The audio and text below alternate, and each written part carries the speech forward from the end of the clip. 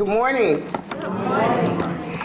I am Tanita Shannon Gregg, and I have the honor of being the morning presider for this year's 25th annual Mary E. Benjamin Educational Access Conference. I hope that you all have gotten your coffee and water and juice. You have your programs ready, and you are ready to start a wonderful day sharing educational experiences. I am also going to stand in the stead of the Chancellor and just bring you greetings from the university. You are all looking very lovely this morning. We're glad that you're here. We hope that you had safe travels. For those of you who had to travel, we pray that you have safe travels on your return. And now the Chancellor is here, so I can sit down and stop ad-libbing. So if you would, welcome our Chancellor, Dr. Alexander. Good morning. Good morning. I am so glad to be here this morning with you at this Educational Access Conference. It seems that I came in pitching in relief. And anytime I come in as a relief pitcher, I hope we walk away with a victory on today. It is my great pleasure to welcome you to the annual Mary E. Benjamin Conference on Educational Access. This conference has been an integral part of the enrichment of the University of Arkansas at Pine Bluff for 25 years.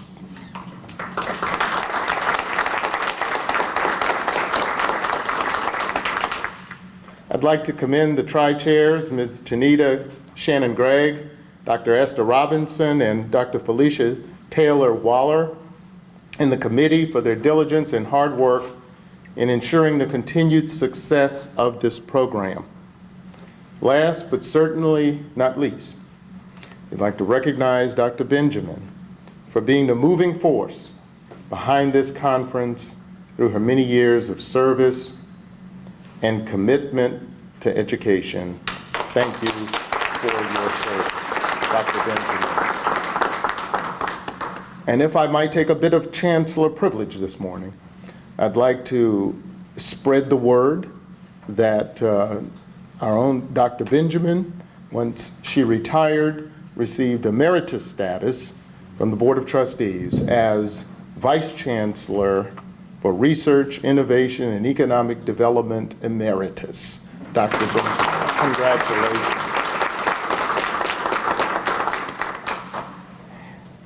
As you're aware, education is our pathway to success, achievement, and excellence. It provides a means for our overall well-being in life. We are committed to excellence here at the University of Arkansas at Pine Bluff in curriculum, in initiatives, while providing the necessary resources to ensure that our students are well prepared to take their places in the 21st century globalized society. The annual Educational Access Conference was created to serve as an avenue to enhance and sharpen the focus of our educational programs as we excel in our student preparation and our student learning outcomes. It is our distinct pleasure to express our gratitude to all of you for taking the time out of your schedule to come and to share with us and to participate in this program. Each of you being here symbolizes your commitment and passion and the value that you place on education and on the future of our state and the future of our children. Once again, thank you for attending this conference.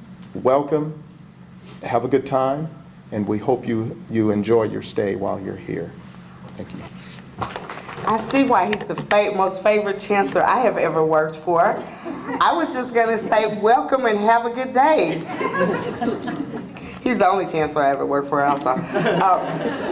With that being said, I introduced myself as one of the tri-chairs. I am the interim director of the UAPB's Upward Bound program, and I am going to introduce you to the other tri-chairs at this time, and they're going to come to you with an overview. We have Dr. Esther Robinson from the School of Education, and then we'll have Dr. Felicia Taylor Waller from the School of Education. Thank you. Good morning. I'm Dr. Taylor Waller. If you look in your booklet on page 2, I'm going to go over the overview, the background of this wonderful conference. Just highlights. The University of Arkansas at Pine Bluff is committed to educational access for the youth and adults of the Arkansas Delta, Arkansas, and beyond. In keeping with its mission, the university offers more than 40 academic programs through 4 schools: agriculture, fisheries and human sciences, arts and sciences, business and management, and education. In 1993, the University of Arkansas at Pine Bluff, through the Division of Academic Affairs, saw a need to further sharpen the focus on its educational programs, students' readiness for collegiate study, and student learning outcomes. So this conference was born. If you read through some of the different focuses for the conferences, the festival started, or this conference started with preschool through 3rd grade. We looked at the Arkansas Minimum Core. I need some tissue, please. I need some tissue. Standards-based assessments. When the new millennium came around, we looked at learning spaces for the new millennium, diverse populations, negotiating the path to academic success. And then as we move further on, we looked at last year, STEM and STEAM. Now we do represent the School of Education here on campus. And all 3 of us represent the School of Education. I'm an assistant professor in health education.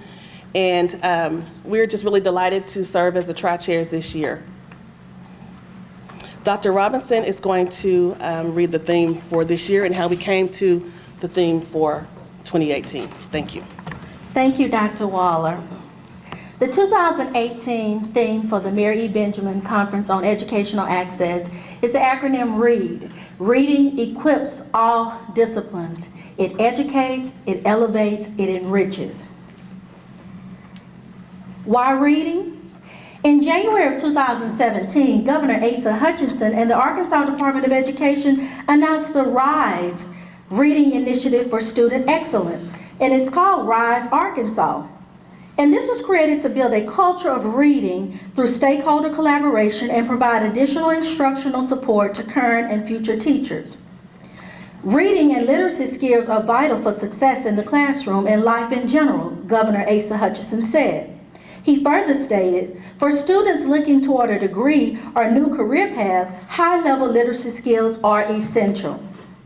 Act 1063 of 2017, the Right to Read Act, states, by the beginning of the 2021-2022 school year, A, all teachers employed in a teaching position that requires an elementary education K-6 license or special education K-12 license shall demonstrate proficiency in knowledge and practices of scientific reading instruction.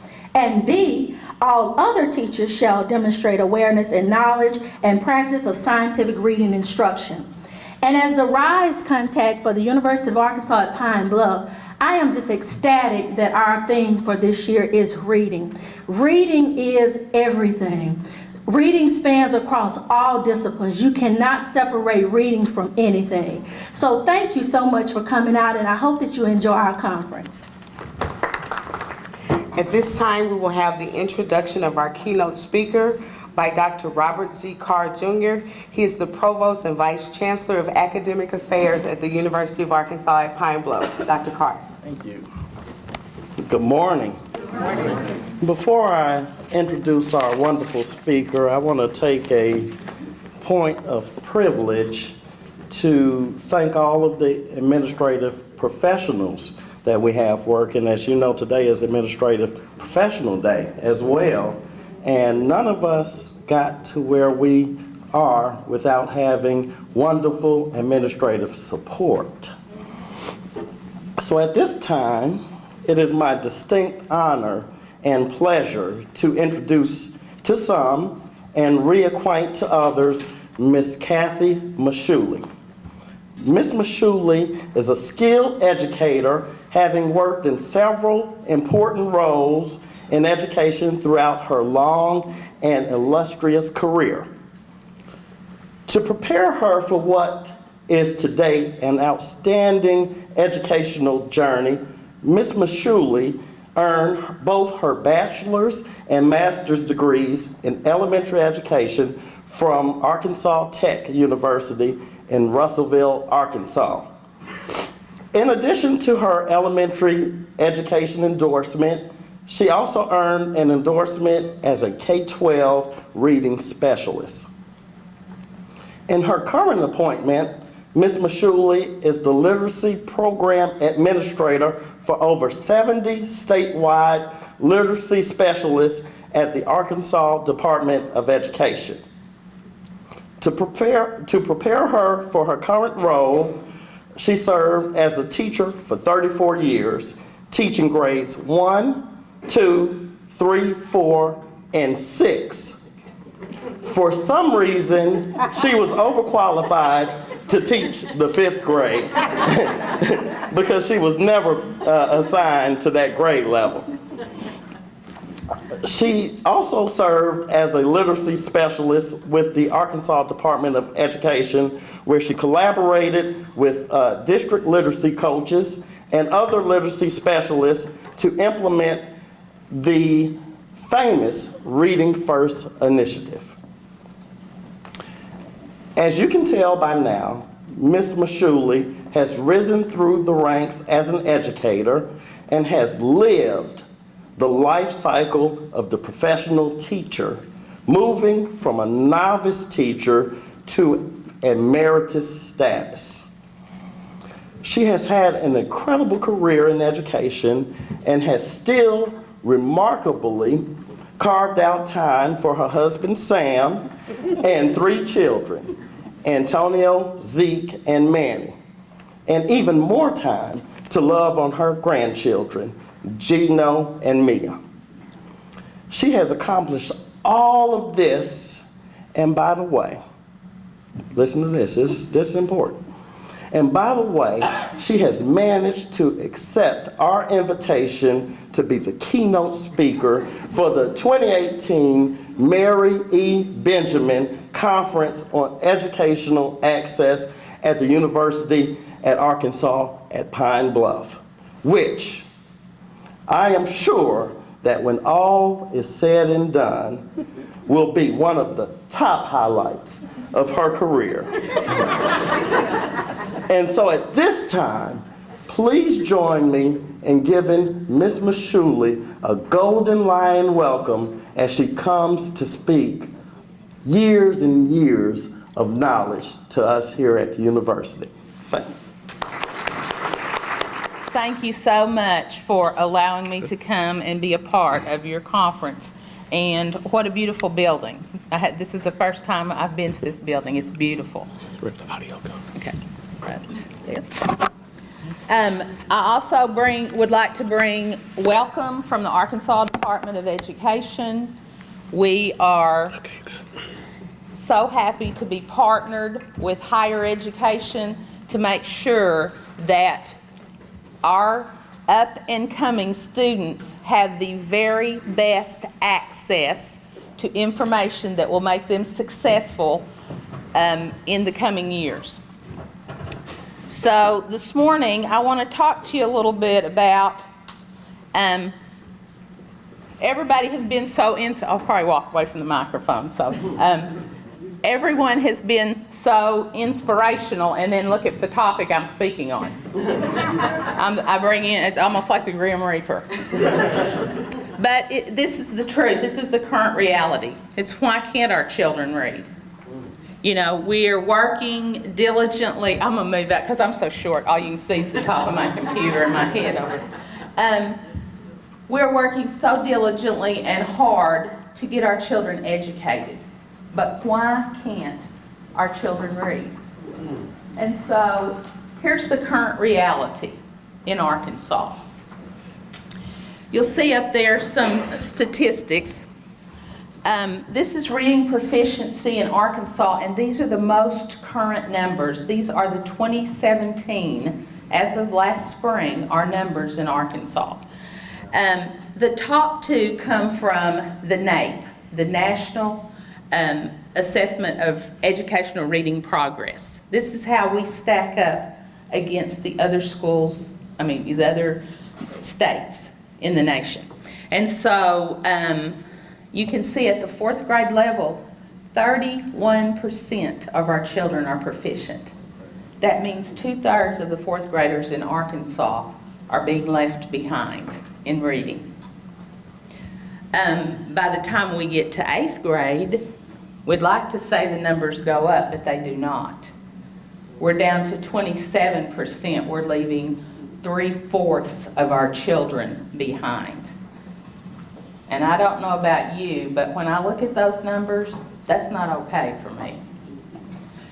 As a classroom educator, it was my passion and my mission in life to make sure that every little body that was sitting in my classroom, I was doing everything possible to make them successful. And I can't imagine having a year where I left 3/4 of my class behind. Now, when you look at the bottom two numbers, those are the ACT and the ACT Aspire data. So our 3rd through 10th graders, 41%. A little better, almost half. We're up to about half. But look what happens at high school. This is where you're leaving the first 12 years, 13 for counting kindergarten, you're leaving the educational system, the public school education system, to go on to college or to a career or to the military. And we've only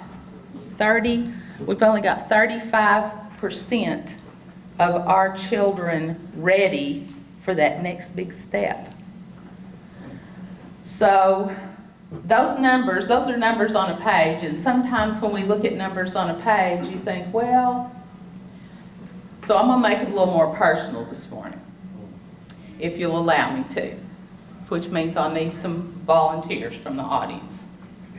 So what I want to do is, I want to take it to the classroom. Let's talk about what that looks like in a classroom.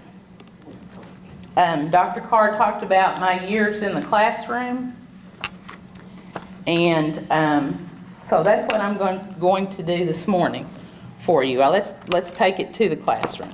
I can find my little stack. All right, so according to the NAEP, we said that we're going to use, it was 31, but we're going to use 30.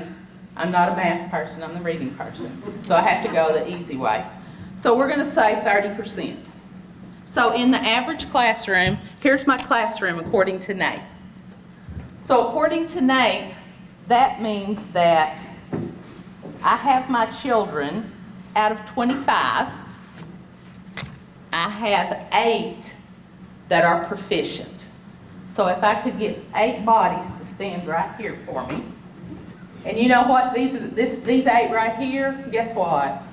You get up every morning and you walk in and you go, whoo, that's why I'm here. That is why I'm here. But that's not true. That's not the only reason I'm here. So these are my proficient readers. These are my good decoders. They have good comprehension. These are the children that a lot of times, if we're not careful, we think, oh, they're going to get it anyway. I don't have to do anything with you. You got this. Okay, now, I have that group, and then over here, I have the group that lets me know that I'm going to earn my paycheck this year. Yes, this is my group. I need 12 of these.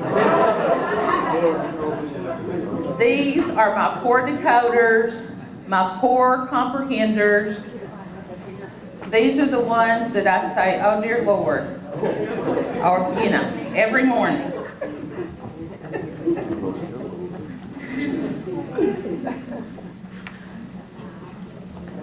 Okay, I'm gonna come on down. Because this is not it. This is the largest portion of my class already, and I'm not finished.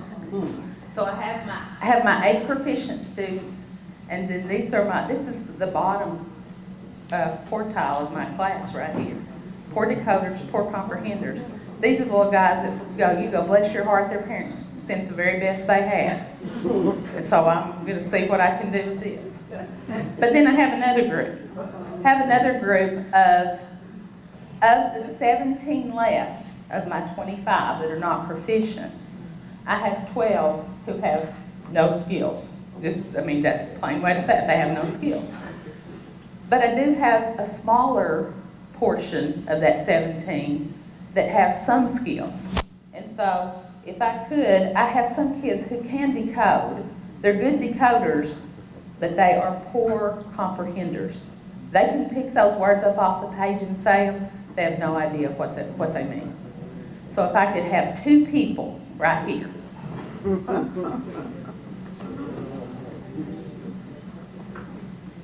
These are my children that have poor language skills.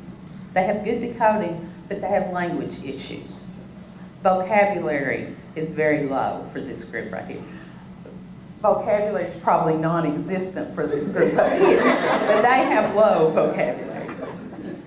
Then I have another group that we have some legislation that covers. I have another group over here.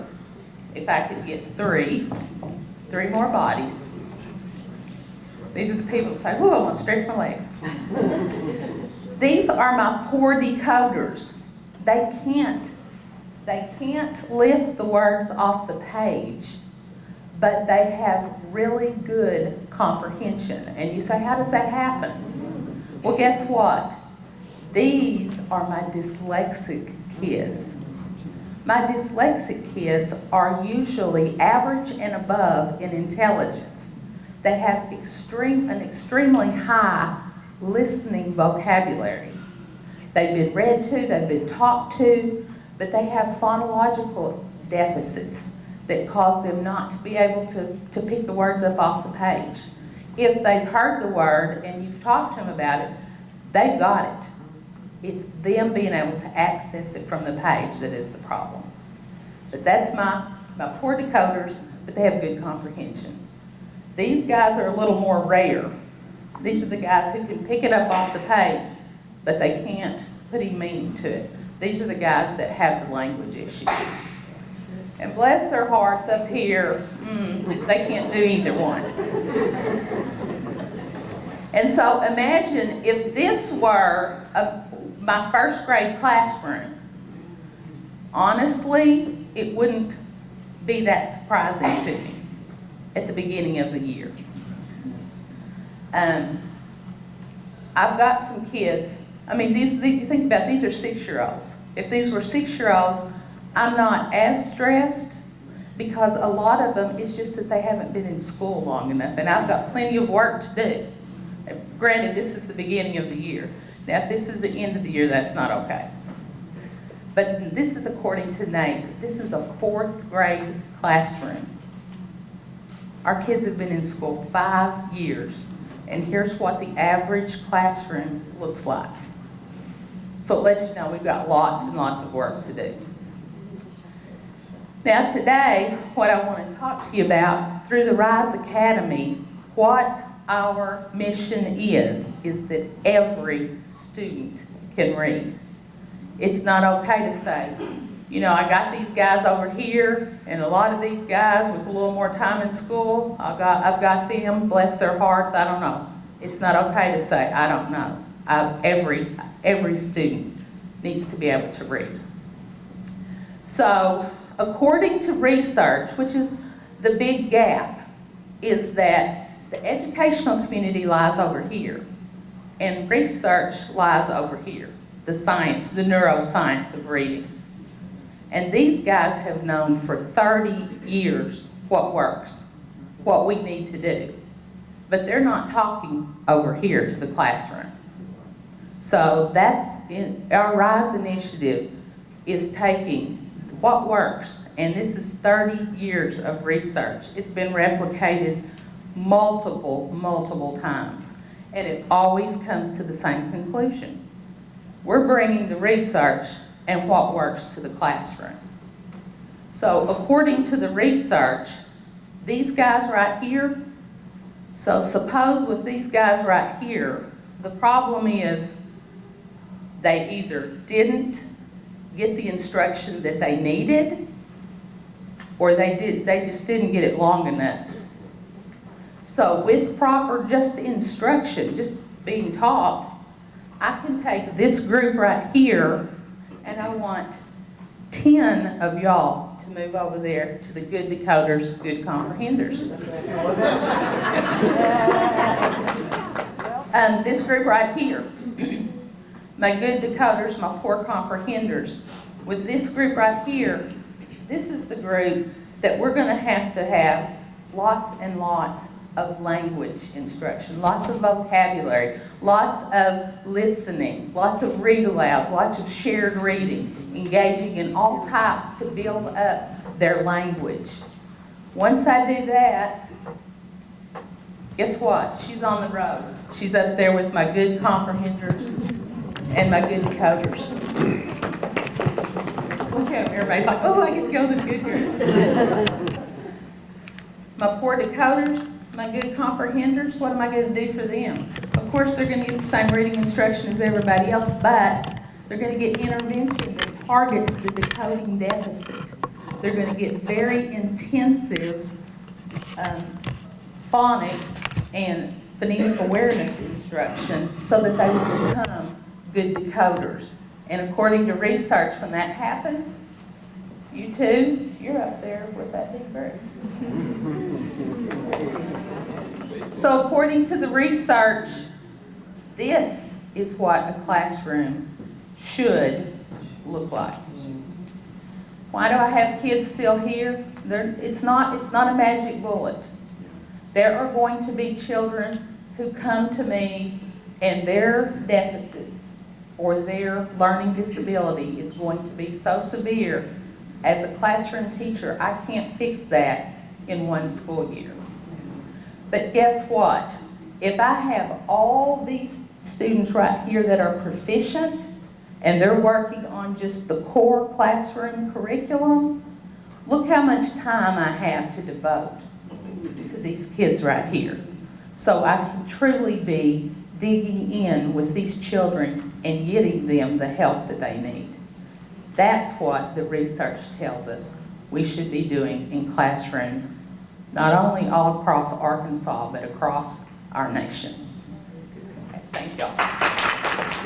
Okay, so Dr. Robinson talked to you about the RISE initiative. That's the governor came to the commissioner and he said, we've got a crisis in Arkansas. We've got a reading crisis. So what are we going to do? And the commissioner said, you know what? He said, I'm so glad you said that, because he said, that's my concern too. He said, I've already been talking to my people about this for a year. What are we going to do?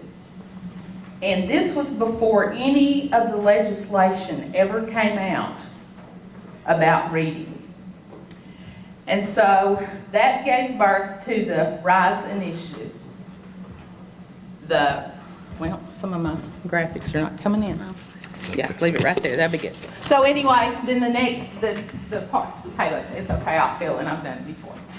And so we gave birth to the RISE initiative, and we subtitled it, we know what's been happening in Arkansas, what the reality is, let's start a new chapter in Arkansas in reading. So like Dr. Robinson told you, the RISE initiative has 3 goals. One is building a culture of reading that's in schools across the state, in your community. There's also community collaborations and partnerships. And this morning, what we want to focus on here is strengthening instruction. And so when we started the initiative, we went to the research, because that's what's missing, that connection to the classroom. So we started by looking at the work of David Kilpatrick.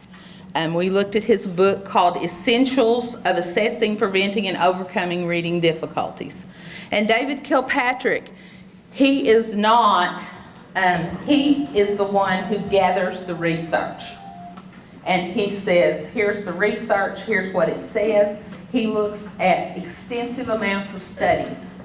And he said when he began his work on reading difficulties, he said that he started reading everything he could get his hands on. He went to all the reading gurus.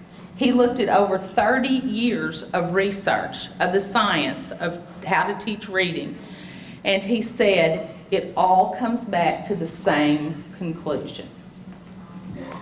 He said it is what we call settled science, which means if today you and I went out and tried to get a grant to do more action research on reading, how to teach reading, we would not be funded. Because they say there's no point. It's been done, it's been done, it's been replicated, and we come to the same conclusion. It is settled. So, here's what they say works. There are 3 things that we need to be doing.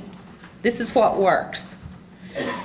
You need to have intensive phonemic awareness with children.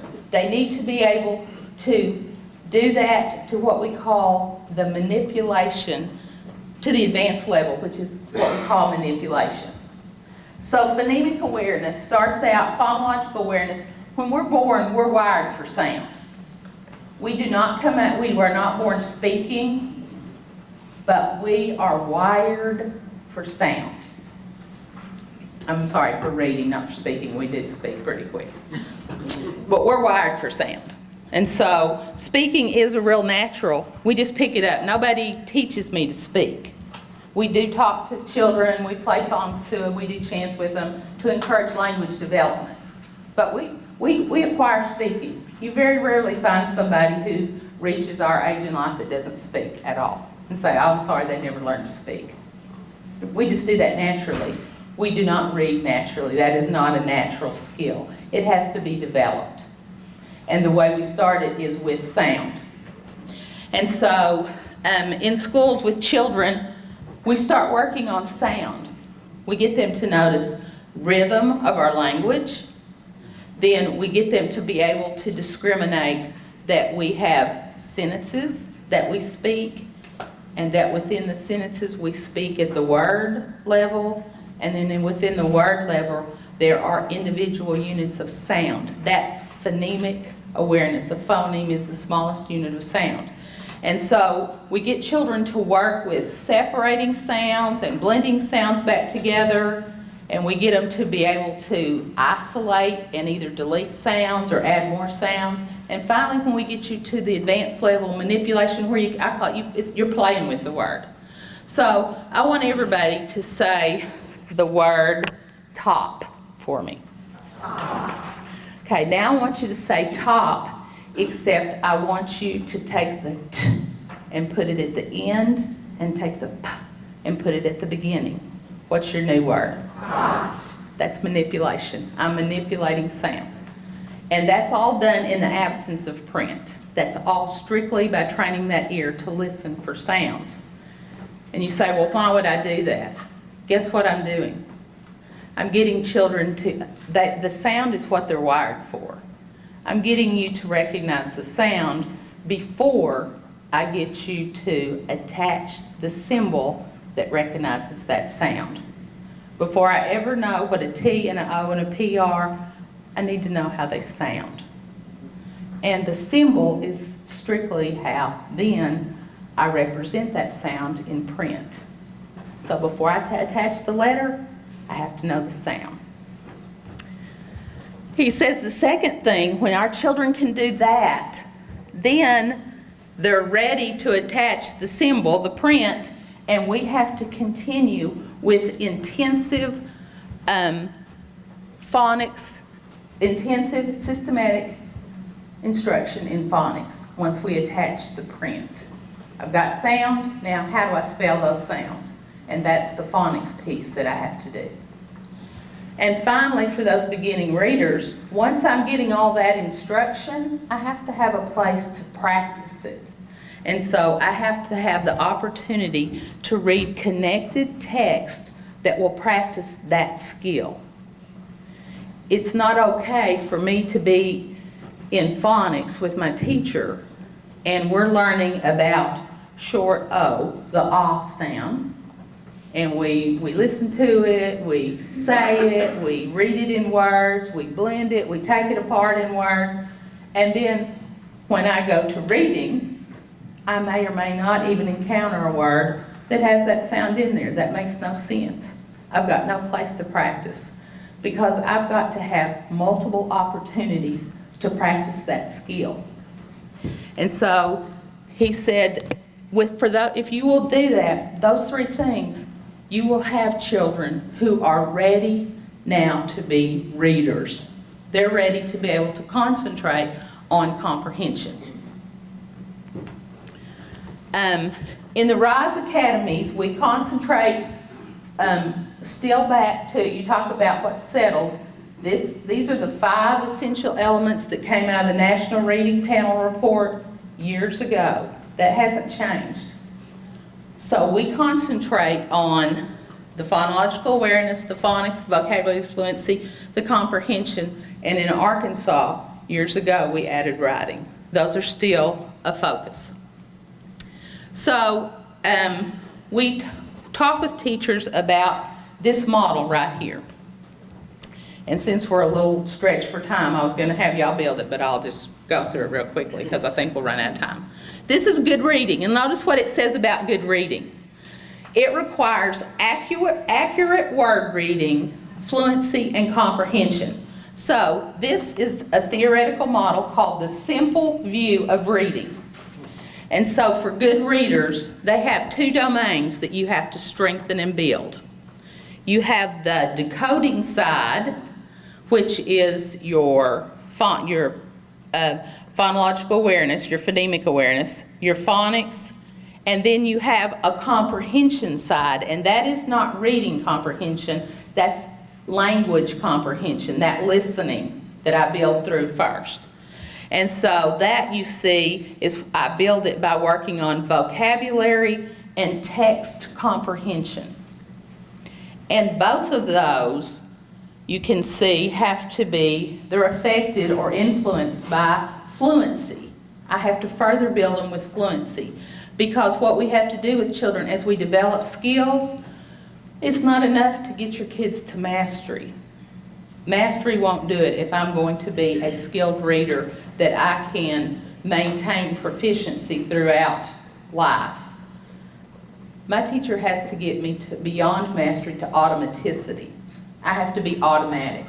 You and I as readers, we're automatic. We're not master readers, we're automatic readers. You have to get me to automaticity.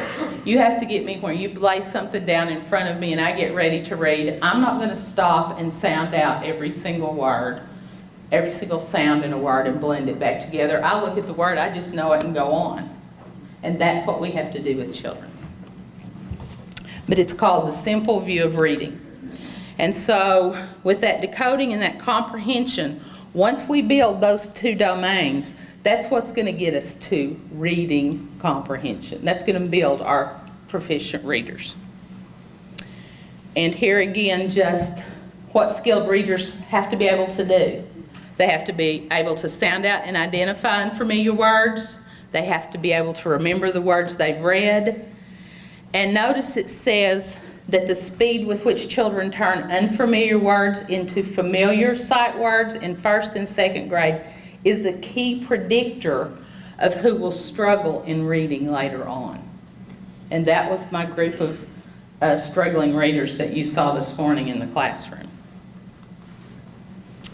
The research tells us that we store words auditorily. We do not store our words in our memory to be able to access by their visual principles. And currently, a lot of the practice that's going on in Arkansas, that's what we've done. We've had kids rely on looking visual, flashcarding them to death by their visual patterns, not by attending to the auditory first, because that's how we store them. And that's one of the practices that we're working on changing. And so you store those words based on the alignment between the letter sequence and the phoneme sequence in a word, how in its pronunciation. That's how it's stored in the brain. And your letter sequences in words become meaningful because they match the order of the sound of spoken word. And if your student has phoneme awareness, he can recognize this connection in every word he encounters. Just a little quick thing about decodable text, and just, I'm not going, y'all are proficient readers, I'm not going to read the slide to you. I'm just going to bring to your attention down at the bottom that the decodable text, that's where you're going to practice those phonics skills. And this type of text, this is kind of an intervening step between your acquisition of phonics and your ability to read authentic literature. It's not forever, but it's in the beginning when we're building that foundation, that solid foundation, so our kids can take off. And finally, here's how fluency and comprehension tie it together in the academy when we talk to teachers. I want you this morning to help me with some reading. I know we're all proficient readers, but what I want you to think about, how many of you have ever sat in a classroom with all these faces in front of you, and you have assessed your students to see where they are, and you go, you know what? He's got about 70% fluency. That's pretty good. When you think that's pretty good, and 70% about a C, he's average. Let's read. This is a passage that we are reading, and let's read it and let's see how our comprehension is. Read it with me, please. What is vopit? If you willin' up to rock wrists, put on sardine loaf, drink orange juice for dark, and speak English, those things are nibbly of your vopit. Okay, how much did we get out of that? What is a vopit? Everybody laughed. And what's nibbly? What's nibbly of my vopit? Okay. If you eat flatbread for darf, speak jickle, and wear a long yacht coif to roff you from the uster toss, those things are nibbly of your vopit. When some people hear the word vopit, they think of bunger koppel and kimmerpitch. Vopit, as quisp in Mott's, is the nubbit of life of a diff of people who share similar rattle and doss. These people may have the same brig and swap. Okay, that's my passage. I'm reading with 70% fluency. Imagine then when we finish, and then my teacher starts asking me questions about that passage. How many questions am I going to be able to answer? I can't even answer the big ideas in that passage because I have no idea. I don't have access to those at 70% fluency. And remember, before we started, we said, well, you're average. That's the average. That's about average. That's not okay. I don't know about you. That's not okay. If you handed me that passage and I had to answer questions, I'd be out. I can't do it. Okay, let's move on up to 80% fluency. You know, you think 80, oh, we're up in the B range. We're doing better. They're above average. Let's try that. Same passage. Let's try it and see. What is vopit?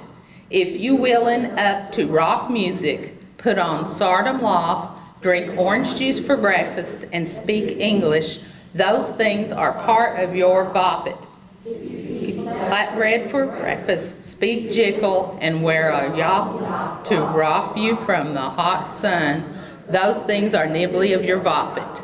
When some people hear the word vopit, they think of priceless cobble and kimmerpitch.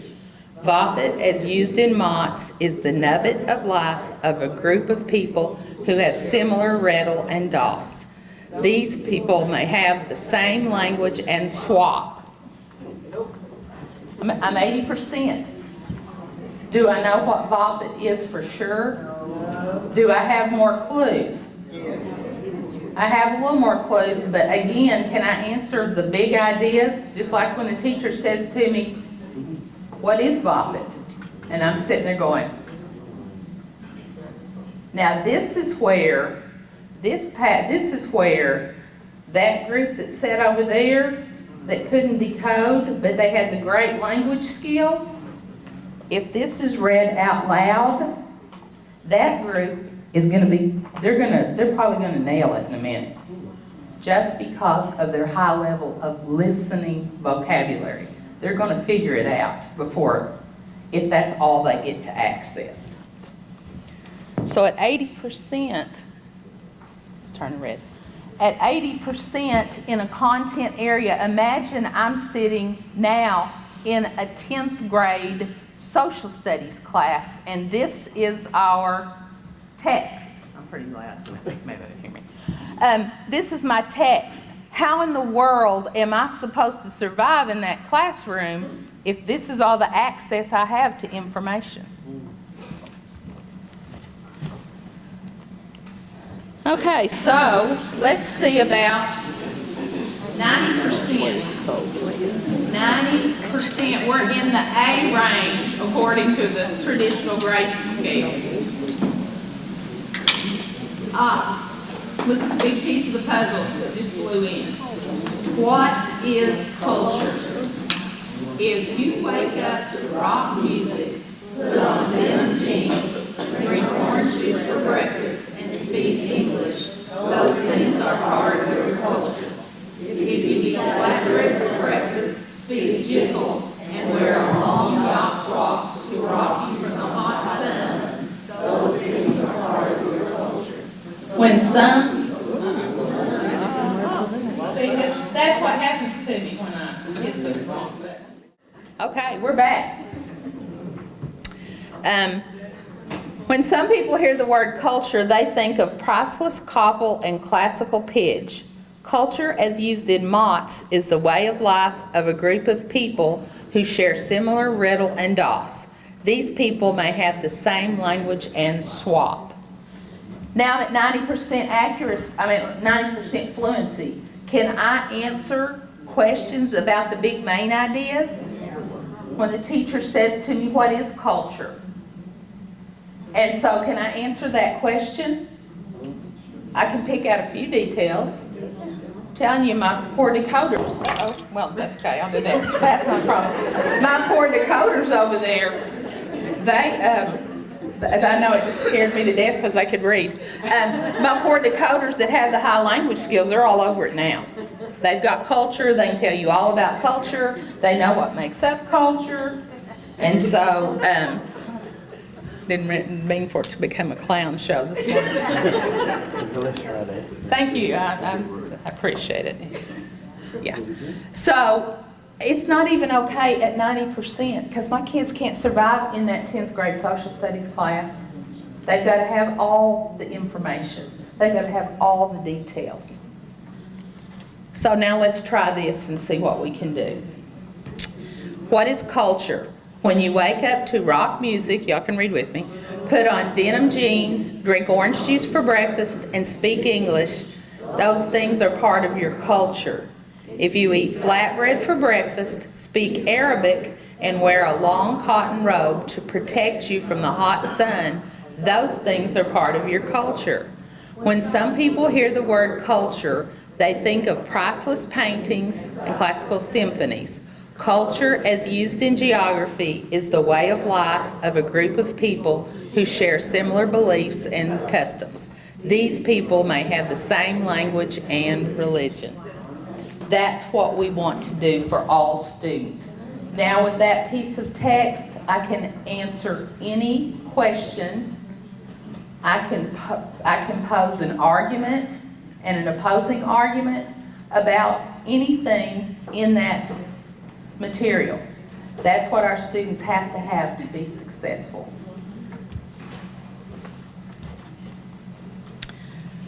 Finally, I just want to end with this quote that says, "Every child has the right to read, and we as the community have the responsibility to support that effort." And I have just a short video. Look at me looking at him like I think I do. I don't hear the sound.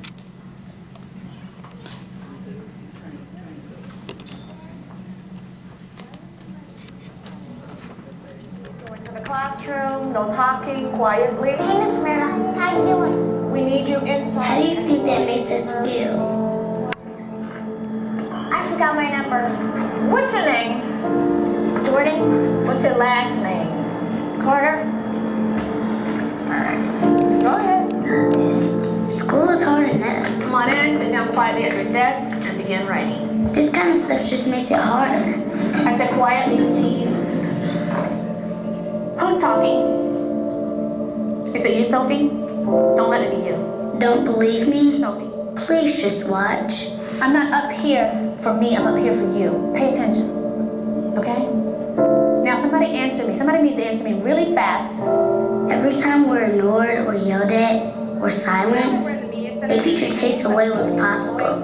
No horseplay, no running, and especially no talking. Moment by moment. Miss Ellie. Garrity, your student's behavior yesterday in the lunchroom, it was terrible. Next time, silent lunch.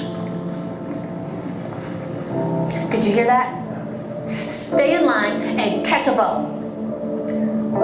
I'm not playing. If this is education, we're in trouble. Bye, Miss McGarrity. Frederick Douglass said, once you learn to read, you'll be forever free. The way it is now, 2 of the 3 of us would never be able to really read. It doesn't have to be this way. Hey, Jordan. How you doing?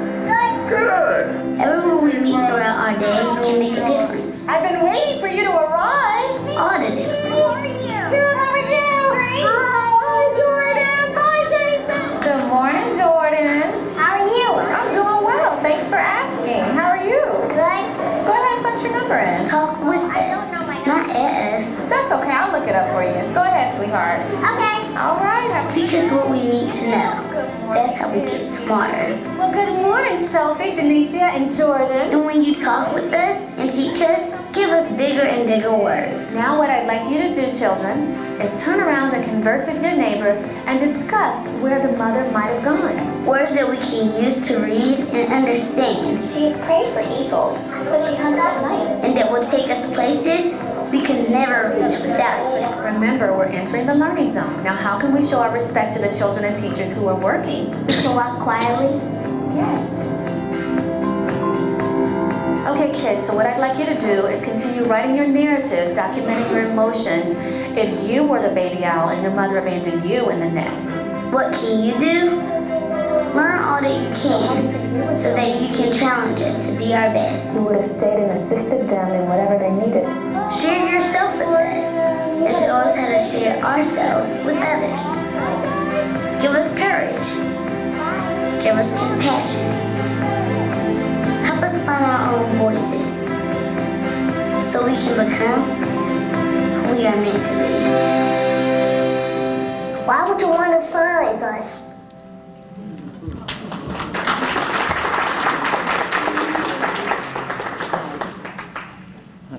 I'm just going to do this so it won't go back on. Thank you for having me today. What a wonderful presentation. You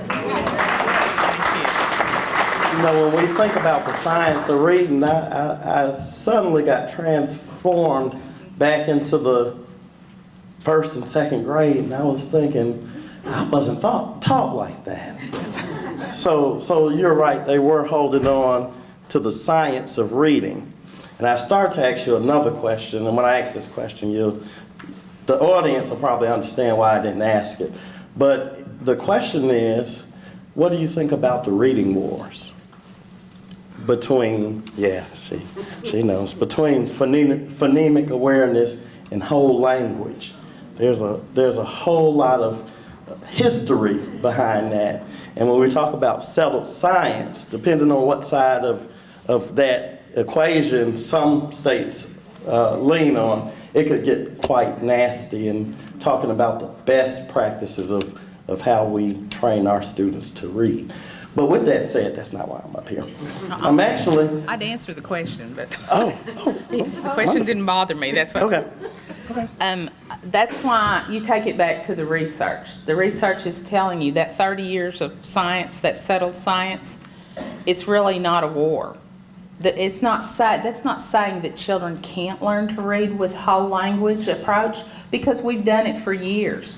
What we're saying is, look at our current reality, because this is the result of whole language teaching. And we're leaving as many as 3/4 of our kids behind, because the science is not being followed. Because the science is what? The phonemic awareness, the phonics, that's the foundation for those kids. And if we're not giving them that, then what we're giving you is, here's a story, here's a picture, here's the word, and here's the first letter. Now make your best guess. And for kindergarten first, and sometimes a little into second grade, I can do that. I can do that for a long time, especially that group right there. Because they've got the language skills to support that. But once that text becomes more complex and it's not predictable, that's gone, and I can't guess anymore. And that's where we see those scores start to fall apart. Those kids that were proficient, kindergarten, first grade, even into second, they get to fourth grade, and look what happens. 2/3 of my kids are now not able to read. And then as we go on up, the numbers become more dismal. So to me, there's no war. You can argue, and are you going to have kids read that way? Yeah, you're going to have kids read that way. But look how many we're leaving behind. Absolutely. Thank you so much. Great answer. But again, I was actually up here because I wanted to present a small token of our appreciation for you serving as our keynote speaker. Well, thank you so much. So thank you. Let's give her a big hand. Thank you.